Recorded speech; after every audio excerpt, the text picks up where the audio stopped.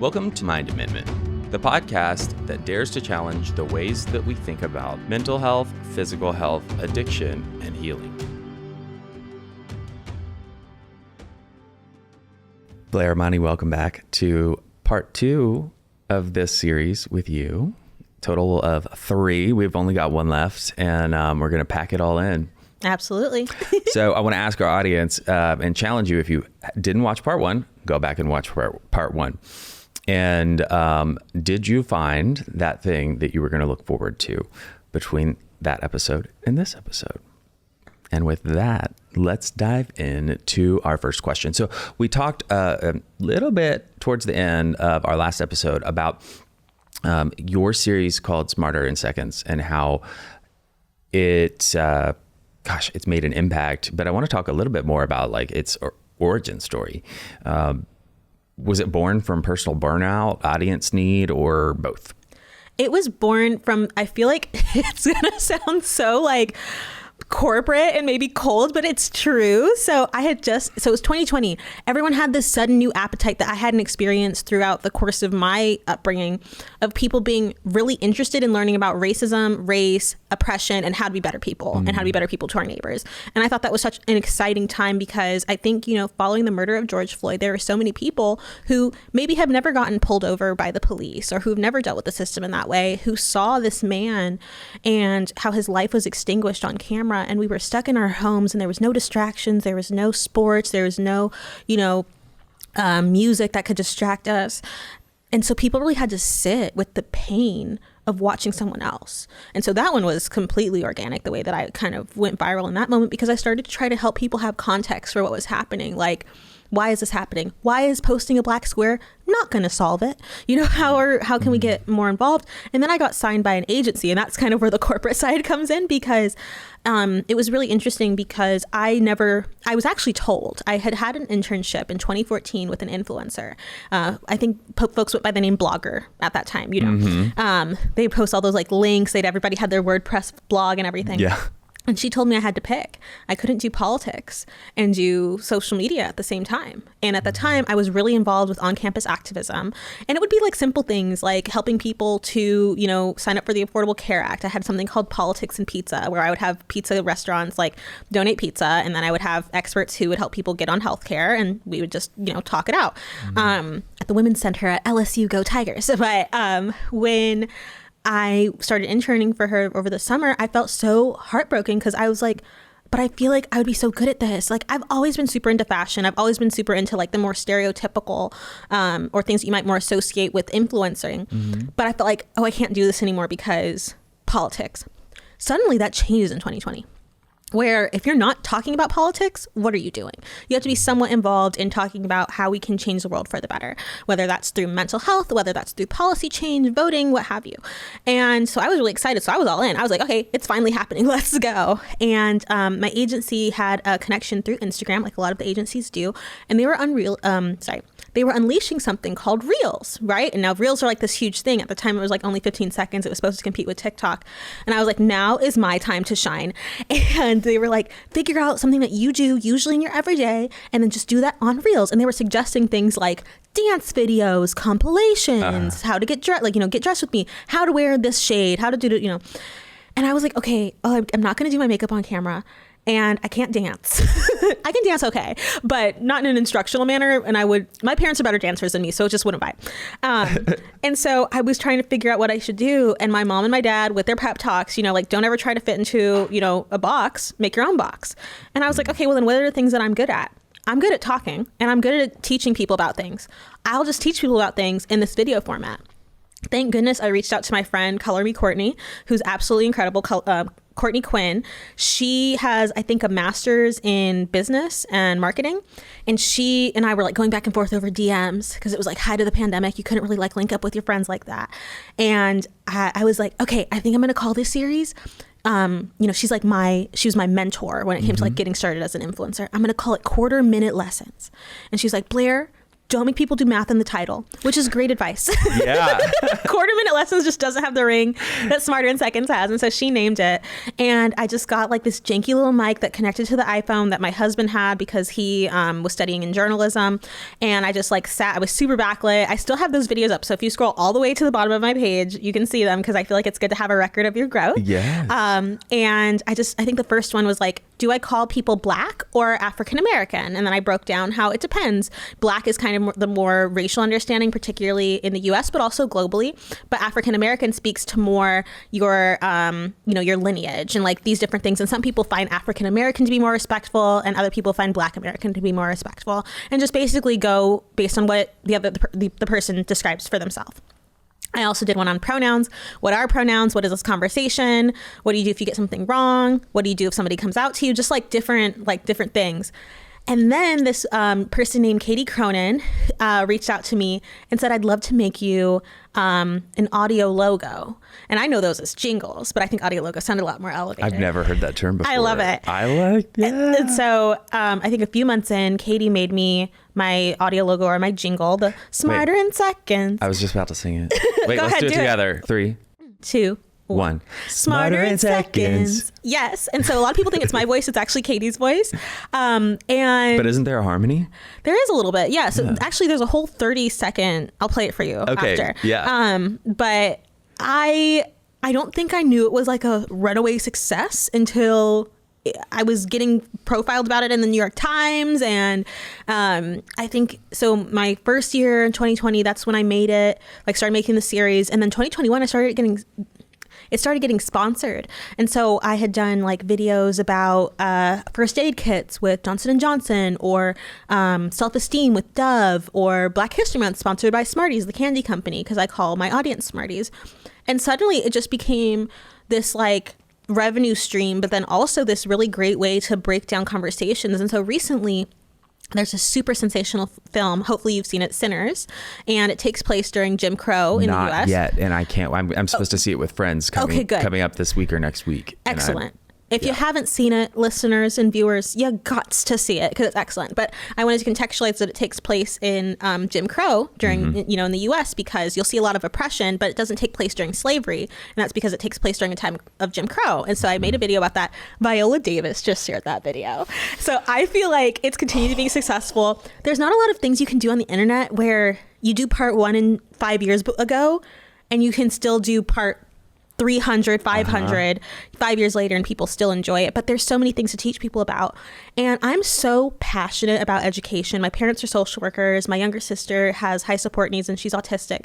And I saw throughout my life that education really can be the game changer, because there are people who might be hateful towards a group of people, not because they're evil, but because they have a lack of understanding or they've been told something wrong. Well, and let's break it down even further just for a second, because I'm going to give people a compare and contrast. I watch so many of your videos that I can, and I love absolutely every single. I mean, I've never seen one and been like, this would never apply to me needing to know about it, because and but it's not just about helping people not learn to not hate.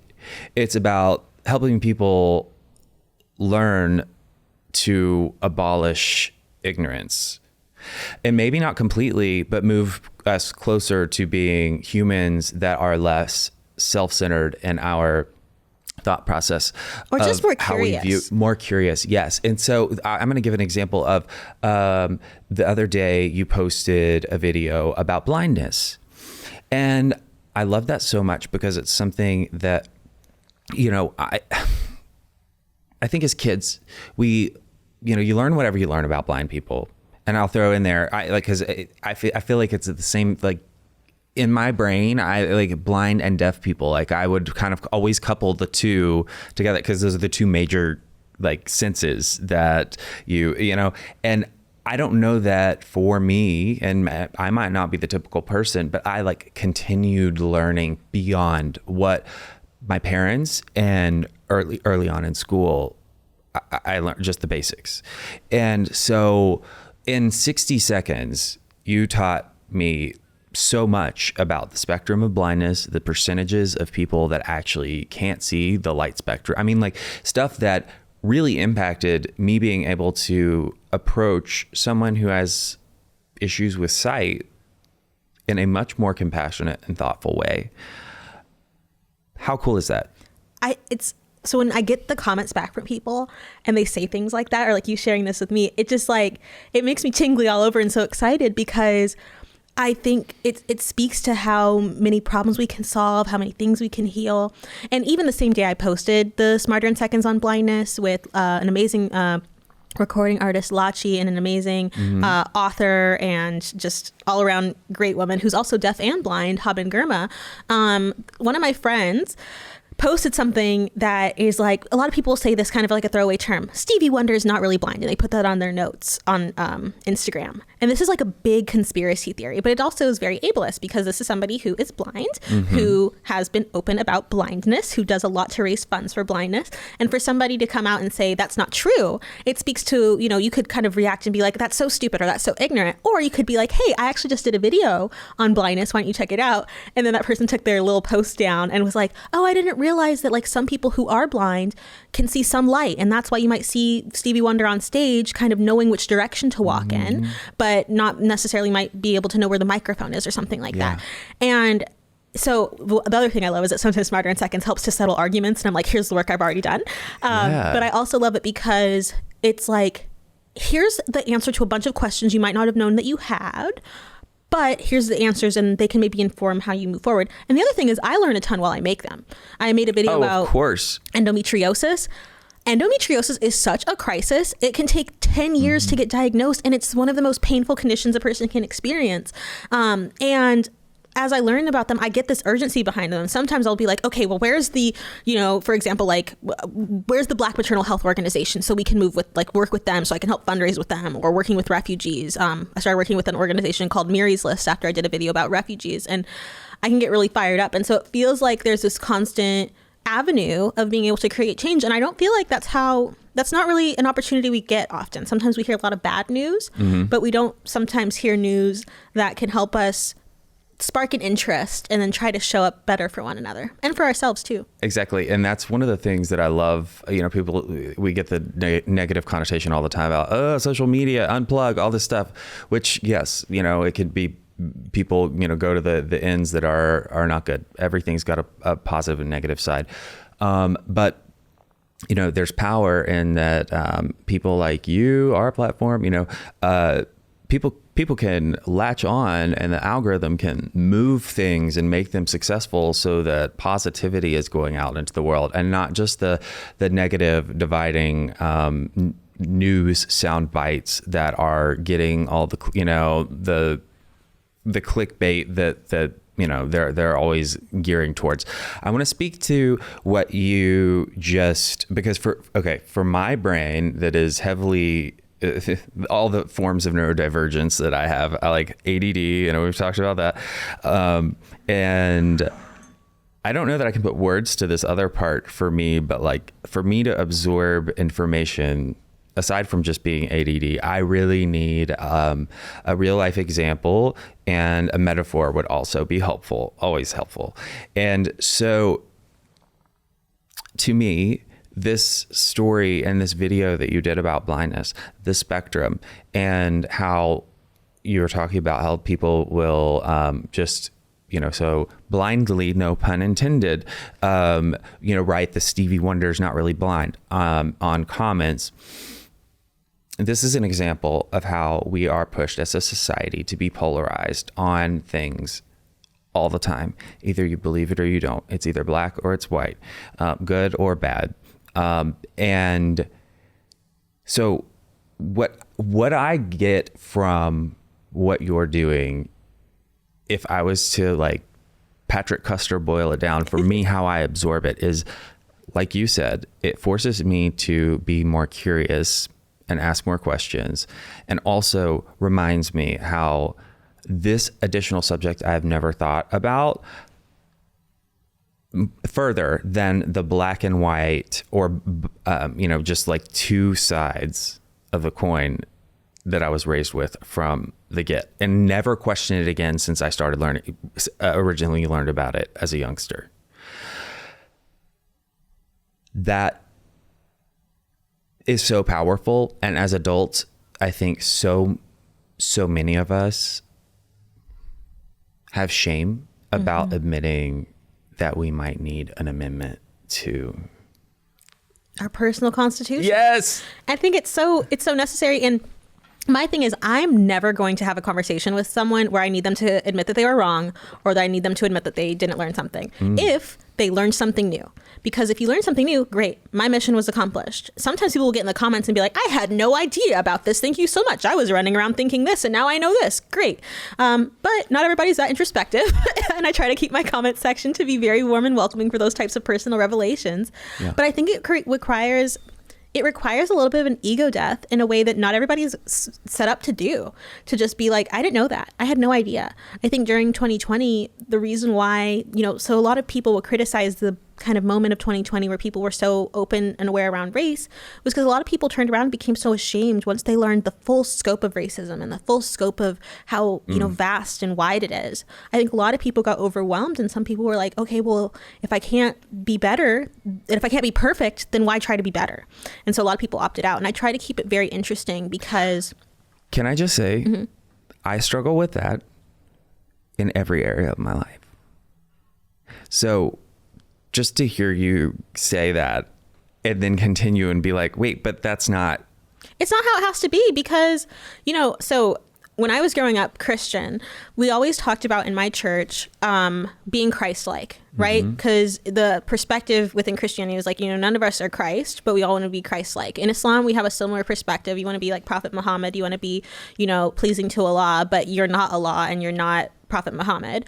And I think that always resonated with me, because it's like, you have this aspiration, like right now, would everybody across the political spectrum say that America is the land of the free? Probably not. But America is aspiration. Like, there's all these things that we have in our lives that are aspirations and values that we want to reach and achieve. And so my goal is like, how can I equip people to live like that? And so in Christianity, it was like, how do I live Christ-like? And so I grew up with that kind of mentality. And so that kind of took like the perfection out of it, because I'm never going to be perfect. Like, I'm not God. Like, I have to constantly try to do better and grow and improve. And I think that growth and improvement is what I kind of wear as my badge of doing a good job, because it's like, okay, I am growing. Like, so I did a video, I think around Halloween last year, where I talked about a time where I messed up. I did a video on how to Halloween respectively, how to Halloween respectfully. And I'll just say that. I did a video near Halloween called How to Halloween Respectfully. And it was about like how to avoid cultural appropriation. And I was like, hey, you actually don't have to listen to me, but don't get surprised when you get canceled on November 1st, just kind of like funny. And then I was like, I should really talk about the time where I messed up. I had done a cosplay of Geordi LaForge from Star Trek, Live Long and Prosper, LeVar Burton's character. And I didn't just use the visor that, his character wears, but I also put gray eye contacts in my eyes because his character is blind. That was not appropriate, and I don't think that I did it with this malicious of being like, I'm going to pretend to be blind for a day. I was like, this is the most accurate thing. As, somebody who works in the, kind of inclusion space now, I can realize that wasn't appropriate, But because I had done that and had never spoken about it, and I think when you do something and you get away with doing something wrong on social media, you just hope nobody ever brings it up. And if you never talk about that subject, then hopefully it'll never get brought up. I also used to work in crisis communication. So that's kind of the vibe. That's like good PR. Like, just don't bring it up. But because of that, I had shied away from doing any kind of collaborations with blind folks, because I was like, I messed up.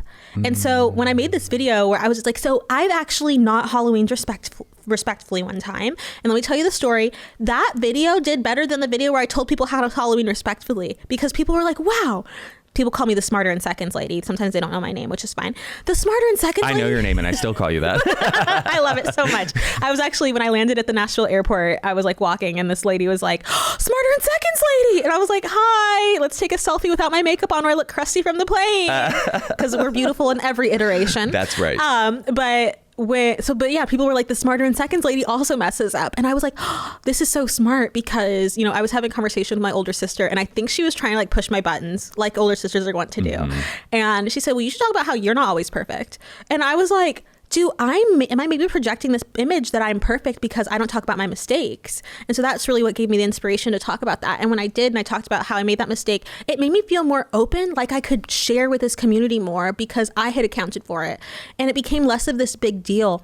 And it was for somebody like me who preaches all about how mistakes are part of growth, I was so quick to be like, I made this mistake, but nobody should know about it. And lo and behold, as soon as I talked about the mistake, the feedback was almost even better than the original lesson. And I think that mistakes can be, and having a public platform can be a big part of it too, but I think it's something that parents or anybody who works with younger people, they've seen. Like when I tell my younger, my nieces and nephews a life lesson, I'll always just talk about a time that I've messed up. Mm-hmm. Like, well, let me tell you about, how I didn't do my homework and how I got this failing grade and had to take the class all over again. Instead of me just telling you to study, I'm going to tell you a time where I didn't listen to that advice and I messed up, and it just sticks better. But, okay, so I'm going to challenge this for just a second, and maybe not challenge, but touch on where you took my brain just for a second. Because I was raised the way that I hear a lot of, I guess the people around me, their parents also, right? Telling us what not to do, and maybe not verbally saying I never did this, but definitely omitting that they never did it. And so I think that that's very typical of the generations of parents our ish age and older. I don't know about the parents that are, of Gen Z kids right now or what have you, but I mean, it makes so much sense that we have all these people who are like, when I talk about perfectionism on my platform, I mean, I constantly get feedback all the time where people are like, yeah, I get it. Like it immobilizes me like crazy. And, I think that I also struggle myself with knowing, well, what example do you like? What's the safe example of giving someone because there's all kinds of stuff that could be career ending. And then do you know what I mean? Yeah, I totally understand. I think context is important. And also, so age appropriateness is important. So when I'm talking to my 5-year-old niece, I might talk, or she's 6 now. When I talk to her about something, I'm going to talk about it differently than I talk to my 18-year-old niece. And, I'm also going to talk about it differently than maybe I talk about it on social media. The great thing with having your own public platform is that you get to have the most charitable interpretation of your experience. But I think it also has to come from a real place. And so when you do something that's wrong or making a mistake, is owning up to that. And it's hard to do.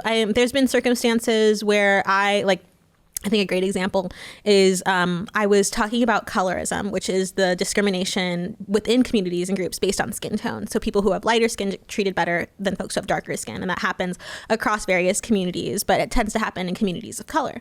And I had said something that was like, lighter skinned people don't have better things to say. You're just less threatened by us.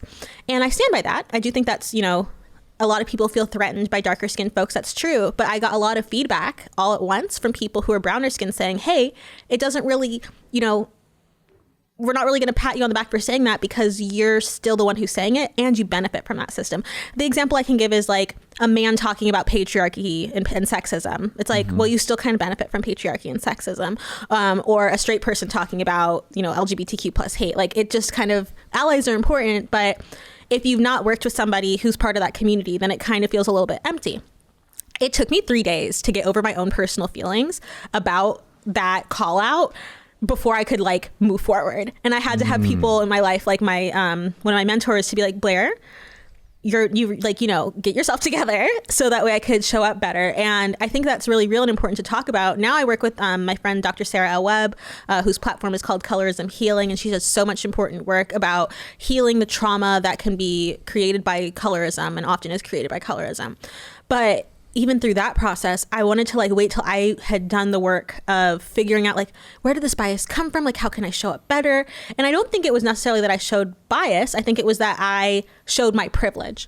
And I think when it comes to things like that, especially when you don't live up to your, expectation of who you could be, once you've gotten to that place of who you could be, you know, like we're constantly talking about like the healing process and the evolution, you have your amendments. My amendment's already in there, but here's a time from before that amendment was ratified. And those can be really embarrassing and difficult to talk about. But I think that once you have made clear to people, this is who I am through my actions, not just my words. Then when you talk about a time where you didn't live up to that, people, I think, they want a comeback story. In the US, we love a comeback story. Americans love the comeback kid, you know, and for better or for worse, to be honest. But I think we want to believe in people. We want to believe in stories. And that's not just a US thing. It's a global thing. And when you can tell somebody a time of when, like, I think when people see Smarter in Seconds, they see somebody who is knowledgeable, who is compassionate, who is trusting or trustworthy. And then when I talk about a time where I made a mistake, it's within that context. And so I think setting that context up is really important. And not every story is for everybody, because not everybody will trust you immediately. Not everybody will have a charitable interpretation. And that's part of life. And I think protecting yourself from that is okay.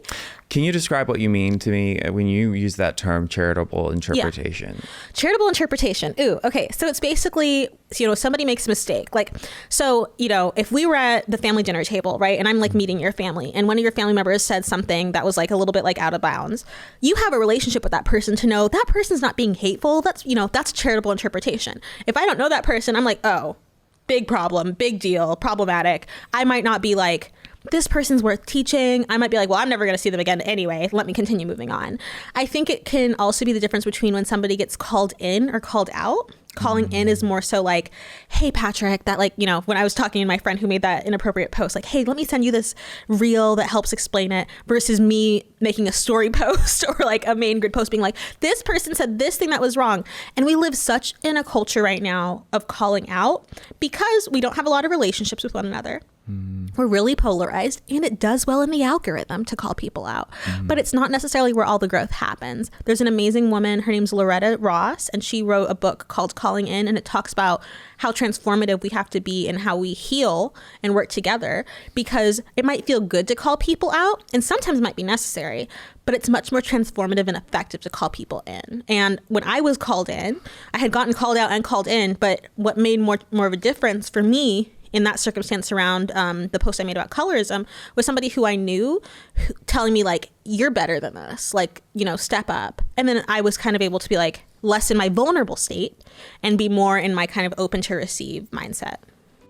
This podcast is brought to you by Promises Behavioral Health. If you or a loved one are struggling with trauma, addiction, or mental health, we are ready to answer your questions and help you take that next step.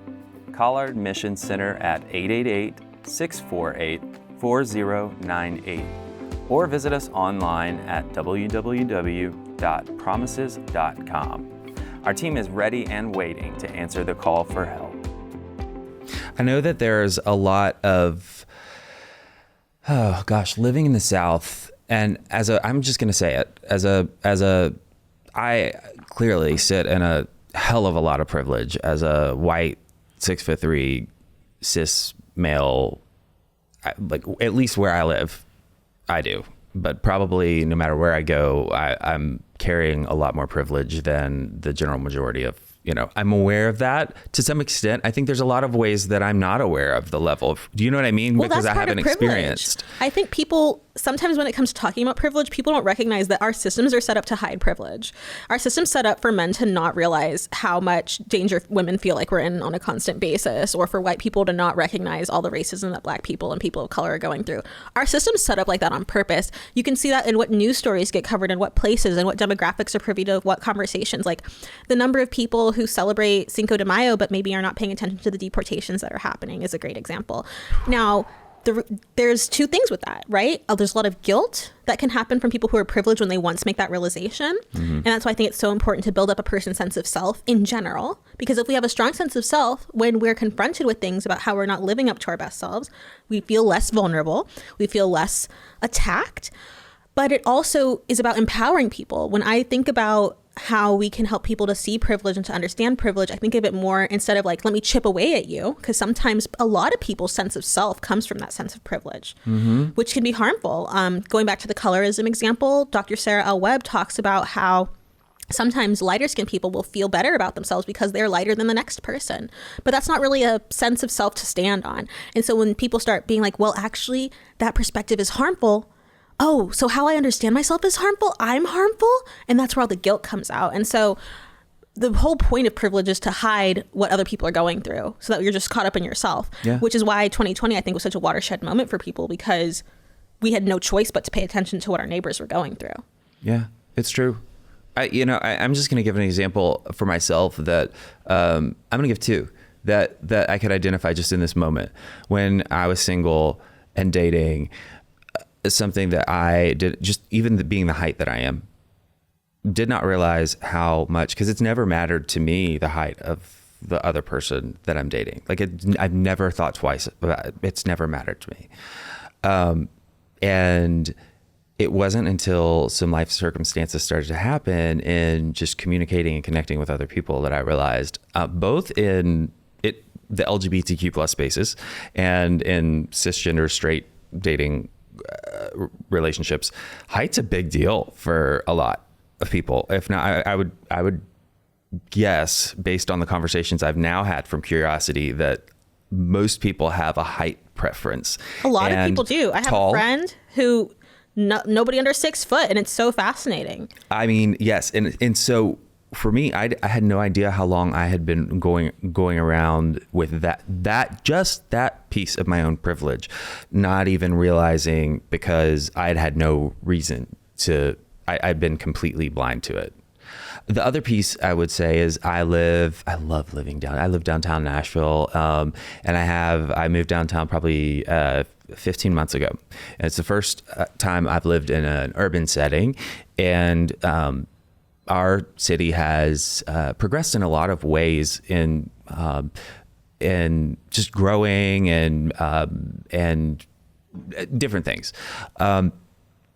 People have asked me numerous times that haven't been back to Nashville or moved away or live further out and just don't come to downtown Nashville. Do you feel safe? Going and doing, do you walk around or whatever? And my response has just regularly been like, yeah, I mean, I honestly would go running at night. I feel like, even the unhoused community that I see there, I'm friendly with. And I mean, not that I would have a reason not to be, but I've never had any experience that made me feel unsafe. And it wasn't until, talking to Aaron, cause we're we share proximity to each other, and some other people, women that live downtown, finding out that their experience is not quite the same. Yeah. And I'm like, wait, what? I mean, you don't know what you don't know. And I think or you don't realize what you don't experience sometimes too. Yeah. And I think that's why social media can be so beneficial, because it can sometimes show us a window into somebody else's life. But I think for me, from a racial standpoint, I went to this very nice restaurant, and as I was sitting at the bar, because, I was a solo diner, so I sat at the bar, I kind of was like, is this a safe space racially? Am I okay? And I even say that as a lighter skinned Black person who still experiences racism. Then they started playing Elton John on the piano, and we all started singing together, and we were all copacetic and fine. But until then, it's kind of this heightened awareness. In episode 1, which I hope everyone listens to, you asked me about mental health and how it relates to identities and how it relates to the world we live in. But I think it very much can. You have people who maybe you might feel more at ease in the body that you're in than I might feel in a different circumstance. It's not to say that that's anything wrong. It's to say that everybody should go through what you go through, that everybody should have that feeling of safety.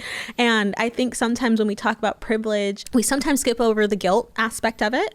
That's why I love the work of Loretta Ross when she talks about calling in and how important that is, and how we can have that more transformative kind of social healing format of learning about these different oppressions, because then you can know better. I remember with my husband, he didn't really maybe realize how I felt when I was in different spaces as a woman. And like, sometimes I need him to like, so now we have a signal when we're out and about and I feel like somebody's being a creeper, and I can just like look over at him and like give him our little signal, and he can come over and like, you know, very much be that like, I'm a man over here, I'm here to protect my wife. But if he's not aware of that need, then he might not know how to show up. And it's been something that's, you know, my parents always encouraged me to talk about communication, but it's something that they've even, you know, kind of discussed, like, you know, how can you have my back? How can you do this? Like, last time I had a conversation with this one of your friends, this happened. Can you have my back this time, or our family members or our friends?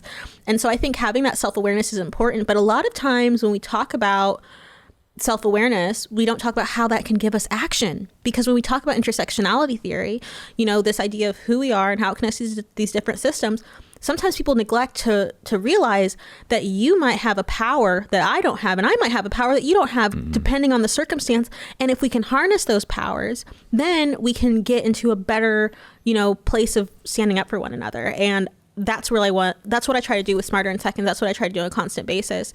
But the privilege aspect of it is so real, and so is the kind of lack of awareness around it.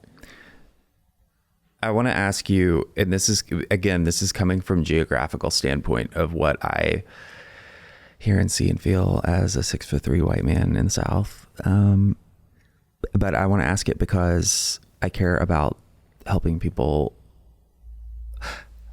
I want to help edge people closer to a stage of change that they're already close enough that they're curious and can see that, oh, maybe this isn't the boogeyman in the closet, you know, whatever.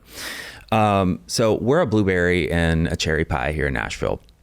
And not to get things like, I don't want to create a huge divide with this piece of the conversation.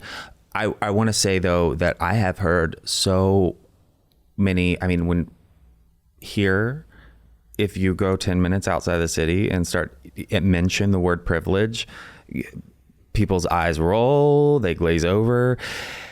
And so the one thing I want to ask you is if you have a recommendation on,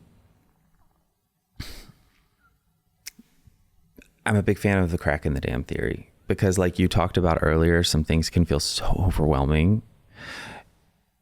If someone's willing to just start learning about privilege and so many of the things that you talk about and help educate, like where's, because it is, and it can be very overwhelming if you've never, and you're surrounded by people that also roll their eyes when the word privilege gets mentioned, and then the snowflake is dropped, and then this, and then that, you know, I mean, like snowballs. Yes. I mean, I totally get it. And I think it's real, right? Because most people, I wasn't using this terminology before I went to college and started taking humanities classes. Like, I didn't know the term intersectionality theory until Dr. Kimberly Crenshaw came and spoke about it, which is why whenever I mention it, I always define it, because I don't want people to feel left out of the conversation. And I think a lot of times people are quick to roll their eyes at something that they don't know about. Look at me in football. You start talking to me about football. Look, I'm forward. Literally, Next. you know, and I think because it's like where our interests are, because I have a vested interest in talking about privilege and talking about racism and talking about sexism, because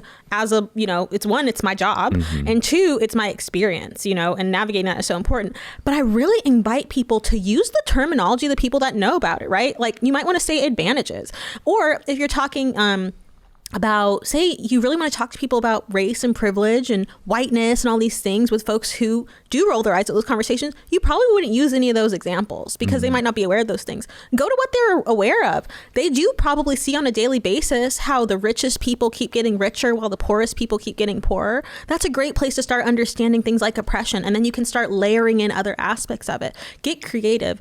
There's this one post that was going viral in 2020. Can I cuss? You can. There's this one post that was going viral in 2020, and it was like, don't tell your mom that she's being privileged when she does XYZ.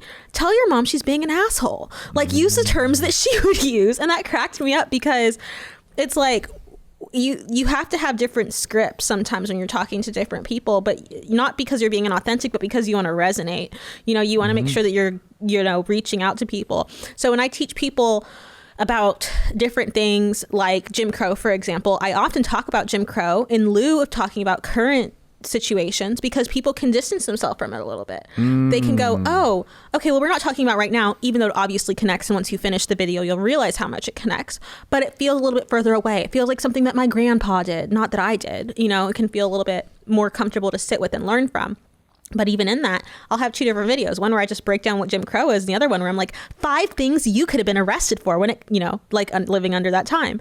Because you have to have different approaches. And so I think when I worked at Planned Parenthood, and abortion is an extremely divisive topic. It still is today. But I worked there almost 10 years ago. And when I would go to Texas, I would talk about health, and I would talk about families, and I would talk about safety, and I would never bring up the word abortion. Because for a lot of people, that's a very difficult word. A lot of people have a lot of connotations about it, and it really wasn't my business to tell somebody when life begins or, you know, all those different things. It was to talk to them about how we should have safe circumstances for people to make decisions about their families on their terms in a safe, healthy, legal environment. And we'd get so much movement. And I remember I worked with this one young woman who I was young too, but she felt so much younger than me. She's maybe one of our teen advocates. And she's like, well, if I can't say abortion, then I don't want to do the work. And I'm like, well, are you more concerned in using the right terms and your key terms, or are you more concerned about being effective? And that really changed her perspective. And she started having more success in how she talked about those things. But I think the same thing goes when it comes to talking about LGBTQ subject matter with people who, you know, maybe they grew up thinking that you're going straight to hell if you're gay, or the people who I love, as long as you don't act on it, those folks. But if you can turn it into a conversation about love and a conversation about values and families, sometimes we can see more forward movement. And so I think you just have to put it in the terminology of the people. And then the other thing is to recognize how attacked people feel. A lot of people, especially, you know, folks in, you know, rural areas, folks who grew up not meeting anybody else of any other race, or if they did, they didn't see a problem. You know, we were always cool with the black kids at school, that type of vibe. They might feel really attacked when you start talking about racism, or even this. Okay, so I've never gotten to talk about this, if it's okay to talk about it here. Absolutely. So I dated this white dude for 3 years when I was in Louisiana, and he had like a very, you know, I'm not going to name names, but he had a real, you could tell, Anglo-Saxon, you know, and he was from a small town right outside the, you know, right outside of Texas in Louisiana. And we went to a Confederate reenactment. Now on paper, would you take your black girlfriend to a Confederate reenactment? Probably not. Especially not if it's on the losing side, right? But we went, and I think that, and the thing is, not only was I invited, I also went, and we spent the whole day at that fairgrounds talking, you know, seeing the reenactment. And I saw a whole side of America that I might not have access to if I wasn't brought in to that space. But it really taught me how much, for so many people, that is tied up in their American identity and who they are, that they don't see supporting a Confederate reenactment as, I hate black people deserve to be enslaved again. As a black person, that 100% makes my, you know, red flags go off. But that's not how everybody grew up. And so I think it's really important when we talk about values to talk about what something means to somebody, because for one person, it means heritage, and they might not be connected to their English, Irish, German roots, or Dutch roots. They might just be connected to, you know, 1865 in a way that's completely different from how my family's connected to 1865. When I got off the plane, a woman had the last name Bobo. She was a white woman. That's the last name of the people who owned my people. And so I didn't strike up a conversation with her because we were getting off the plane, but it's like, those are two different experiences. And we've been so segregated and continue to be, that we're having two different conversations. And so I try to, as a practitioner of inclusion, not just to push people who I feel maybe have been excluded, you know, but also the people who, from one person's mindset, might be the ones doing the exclusion. Because if I can't effectively communicate with folks across the spectrum, then how effective of a teacher am I? That's not to say everyone has that responsibility or everyone should do it. Right. I often talk to people and they'll be like, well, I really shouldn't be asking you as a black woman. Girl, I volunteered. Okay, let me be the one to do it. But I think that when I say privilege, I'm talking about the unearned advantages that you might gain from existing in a system of oppression. You might feel a lot of guilt for, but that guilt isn't as important as, needing to, but that guilt's still real. Somebody else might talk about completely different. Somebody who lives outside of Nashville might hear that and be like, oh, you just hate white people. Okay, well then how can we have that conversation in a different way? Right. And, even when I talked about, I made a video recently and I was like, hey, white folks, can I talk to y'all? I'm related to some of you and I'm not mad at you, but we need to have a conversation. You just have to disarm people sometimes. And it's a big expectation to have for yourself, hard one to have for other people. But I find that it's worth it because you can end up having so many conversations across difference. And that's the goal. It's not to win my side or your side. It's about healing everyone's hearts and everyone's trauma and having a better understanding of our shared history. You keep leading me to my next question, which is so shocking and amazing. On the subject of healing together, trauma, shared experiences, or non-shared experiences, how do you see the work of Smarter in Seconds connecting people? And what would you say to someone who hasn't seen your episodes yet to challenge them now? I'll answer them in the reverse. The thing I always say to people who haven't seen Smarter in Seconds is it's only 90 seconds. It's only 60 seconds. Isn't it worthwhile to check it out? And then usually people get hooked and they scroll all the way through. And how I think it brings people together is that the fact is a lot of us live separate lives. If you haven't lived the experience of being a refugee to the US, you're not really going to know what that's like unless you sit down and watch a documentary about it. You might not have time to watch a documentary about it. You might not have interest in that. Okay, well then how can I get you where you already are, which is, usually scrolling some social media platform and present that story to you with people who have lived that experience. Or the conversation around Jim Crow and how it really, impeded the lives of everyone in the US. It did obviously terrorize and harm Black people and people of color, but it also impacted white people, to make sure that everybody understands it and not feel bad for not knowing. The quicker we can get rid of this feeling of feeling bad for not knowing something, which I feel like is the most counterproductive thing in the world. Look, feeling bad for not knowing about something isn't going to help you learn. In fact, it might stop you from learning because you might be so caught up in I should have already known that you spend so much time and energy on that thought that you're not really going, okay, it's paralyzing. Exactly. It absolutely is, because you sit there and I don't know this and I don't want to ask. And if I ask, then it's going to make me look bad. And if I look bad, then they're not going to like me. And if they don't like me, and it becomes this whole dizzying spiral. I'm right in there too. Yeah. And so I think just answering it from the jump is so important. And I think that the way it can bring people together. So an example, I did a Smarter in Seconds on Karens. Okay. Oh, I have not seen that one and I need to go see it. And when I was saying I was going to do that video, a lot of the white women who follow me were really concerned because they felt like I'm their friend, and I think Karen has been turned into this slur against white women. And it was created, I think, by Dane Cook, he's not the most pro-woman guy. But it's been since, especially during 2020, was used to say by a lot of, I think white male comedians, well, we don't really have this problem. It's our women who have the problem, which is like such a brother-sister finger-pointing game. It's really not effective for anyone. And I was kind of hurt that people thought that I would throw them under the bus.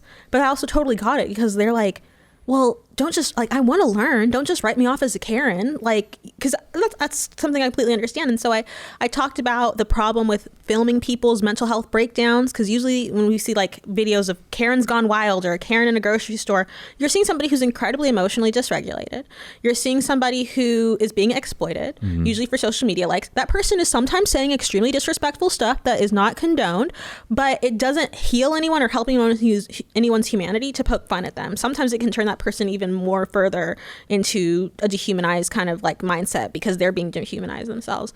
So I had a very, I think, kind of enlightened, more broad approach to the conversation around Karens, and I thought it could build a lot of trust and empathy, because that's usually what's lacking in those conversations. Anytime we're writing people off as a stereotype, we're lacking empathy. And I think it can bring people closer together because it, one, helps people to feel validated. Yeah, it is messed up when I get called a Karen when I'm just advocating for myself as a white woman, for some of the people in the comment section, but then also the people who are like, okay, well, what's actually happening here? In this circumstance, it was a lot of a lot of people protecting themselves through their privilege and that being used against other people. But that's not usually all the deep conversation that's happening when somebody throws out that name. Right. And so when I made that video, I think it helped people to feel seen. And then also for folks across experience to go, okay, we're all being hurt in some aspect, maybe not in the same ways, maybe not to the same degree or severity. But if we can start there, we can get to a shared place of healing. Because I think sometimes when people don't feel seen, they have a hard time wanting to learn from you because you don't even know who I am. So how are you coming in here trying to teach me something? And so if I can be like, I don't have your experience, but I can maybe communicate that your experience is valid, then maybe you'll be more open to learning with me. So I'm gonna close our part 2 out by reflecting on, I'm gonna use an exercise you talked about in either the beginning of this one or the end of part 1, and I can't remember, but calling yourself out for something when you realize that you've been wrong. Because when you said Karen, you did a Karen video, I immediately, my brain went to the place of, oh, I bet that's going to be funny and we'll all laugh. And I don't know why I even thought that, because you never make videos making fun of people.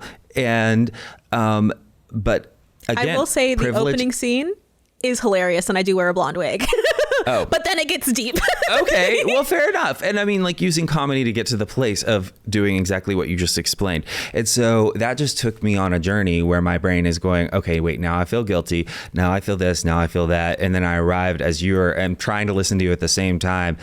As we converged in my mind, I'm like, I need to be listening. And also I'm, contemplating all of these things about my own guilt, about this thing of like, how could I not be compassionate? All these points she's making are so, I consider myself to be this person who is thoughtful and. Well, learning is so confronting.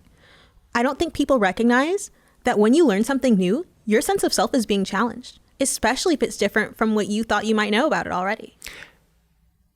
But Blair, I thought I was already a compassionate, loving person who had a sense of love and support for his fellow creatures, beings, and was curious and open and all these things. And what you're saying is that there's more room to grow.